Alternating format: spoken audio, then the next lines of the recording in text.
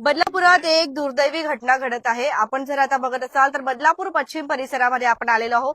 गेल्या 2 दिवसांपासून एक गाय याच ठिकाणी असलेला छोटासा तलाव त्यामधल्या चिखलातल्या गाळामध्ये अडकलेली जी आपल्याला बघायला मिळते आहे।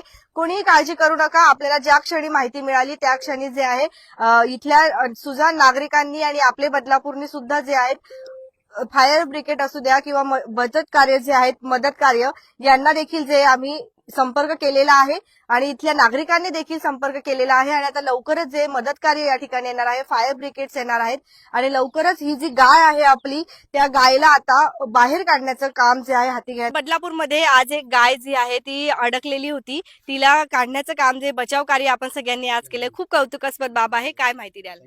डिसूजा साहेबांचा फोन आला की इंद्रपुरी सोसायटीच्या समोर एका खड्ड्यामध्ये गाय पडलेली आहे। आम्हाला तर पहिल्यांदा सांगितलं म्हैस, परंतु इथे आल्यानंतर असं कळलं की ती गाय आहे। तिला आम्ही रस्सीच्या सहाय्याने सुखरूप बाहेर काढलेली आहे आणि आता तिला रस्त्याने सोडून दिलेलं आहे।